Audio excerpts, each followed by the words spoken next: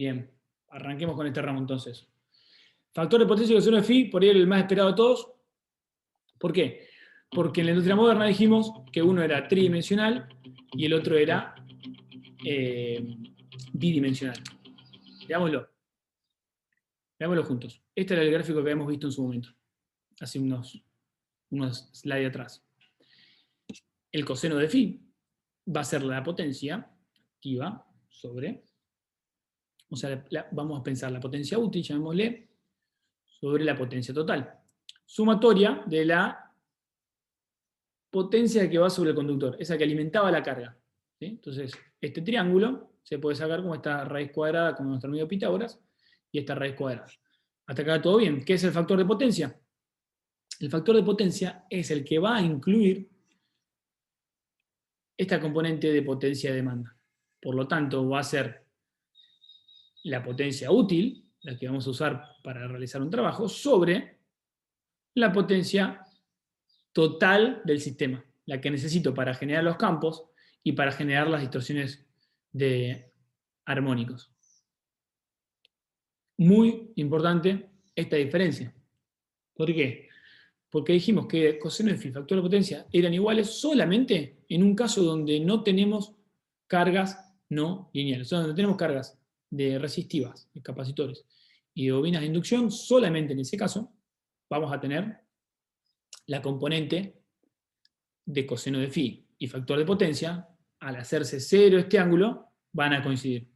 Por eso esta imagen representa un poco lo más importante de todo lo que estamos viendo ahora. ¿Por qué? Porque es un cambio de paradigma. Todo lo que estudiamos en la facu, de alguna manera vimos, y porque así es, y así está bien que sea, siempre vemos este triángulo acá.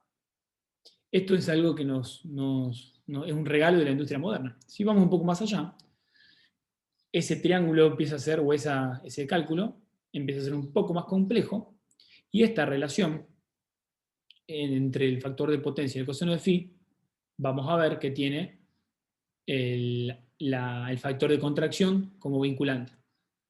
Entonces, cabría preguntarnos, entonces, si el factor de potencia y el coseno de phi, ¿cuál va a ser más grande? Vamos a verlo en un caso práctico. Lo vemos rápido. Supongamos que tenemos una carga. Esto lo voy a pasar rápido, después ustedes ponen pausa y lo van viendo cuando lo necesiten. Esto es un generador, acá tenemos una carga. ¿Qué pasa si yo le inyecto un capacitor? Esta carga, si la pongo en un MATLAB, simulo la tensión y simulo la corriente, voy a tener una tensión y una corriente en rojo. Fíjense que no es casualidad que yo le estoy agregando 3 componentes de una carga. Si busco este 311 y lo divido por R2 para hacer el valor eficaz, me va a dar, o sea, el módulo, me va a dar los 220 volts. ¿Qué tenemos que hacer? Calcular la eficaz de cada una de estas corrientes de armónicos. ¿Bien? ¿Lo hacemos? ¿Les parece? Si alguien me dice que no, estamos hablando. Bueno. Acuérdense de esto y créanmelo, 10, 6, 3 son los diferentes armónicos que vamos teniendo en la línea, 3 para hacerlo simple. La fundamental sobre R2 me va a dar la eficaz de la fundamental, de la corriente fundamental. Pero el tercer y quinto armónico también tienen sus respectivas eficaces. Si hacemos todas estas, el eficaz de todas estas corrientes, nos va a dar una corriente real circulante de 8,52 amperes. Si veo la potencia eficaz real, me va a dar estos 8,51 por los 220, 1872 volt-ampere. ¿Sí? ¿Qué pasa entonces ahora con la sumatoria de o sea, la potencia activa y reactiva de un conjunto, pensándolo en su componente fundamental? Voy a tener solamente la primera, descarto las otras, y voy a tener 1347 watts y 777 volt-ampere. Hasta acá perfecto. Entonces yo digo, bueno, puedo compensar en la fundamental a ver cuánto nos va a dar el factor de potencia, 0,72. ¿Y qué pasa con el coseno de phi? 0,886. Fíjense que ya es distinto. ¿Por qué? Porque el factor de potencia tuvimos en cuenta todas las interarmónicas. Y el coseno de phi tuvimos en cuenta solamente la fundamental. Acá ya hay un problema. En realidad no hay un problema. Hay una cuestión a resolver. Si el factor de potencia sale 0, tenemos 0,72 y 0,86, yo puedo decir, bueno, vamos a agregar banco de capacitores para compensar esto.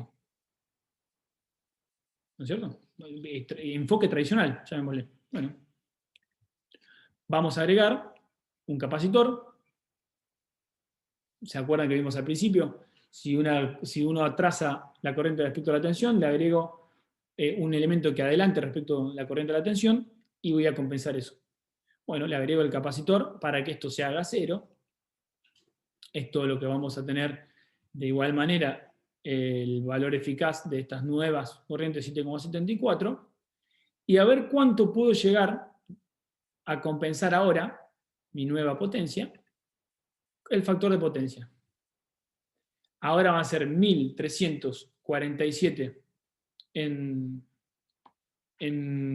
división con 1702 y nos va a dar 0,79 factor de potencia. O sea, conclusión, si yo agrego respecto al anterior y quiero agregar capacitores para que estén en línea las corrientes, voy a pasar a un coseno de phi de 0,866 a 1. ¿Y cuánto pasa mi factor de potencia? 0,72 a 0,79.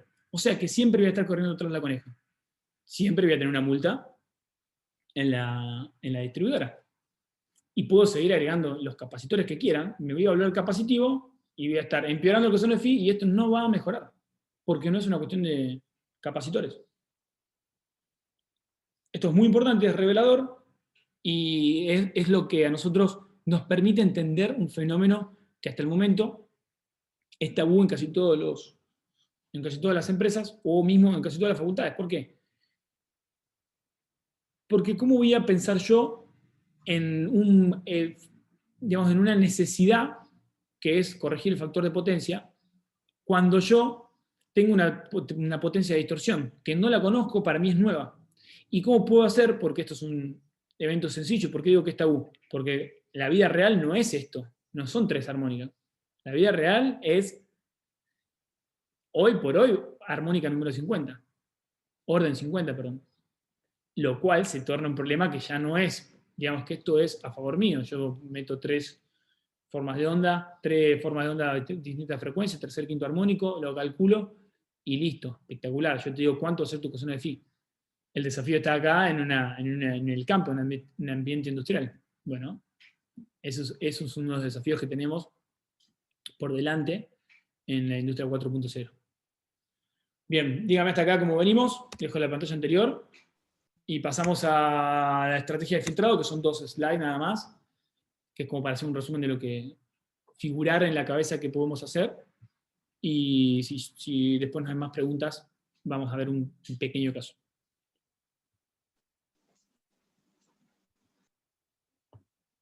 Quedamos bien con los conectados hasta el momento.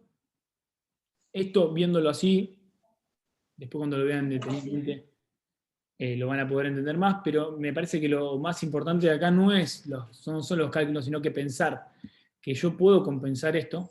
Mi coseno del phi es 1, pero mi factor de potencia pasó de 0,72 a 0,79.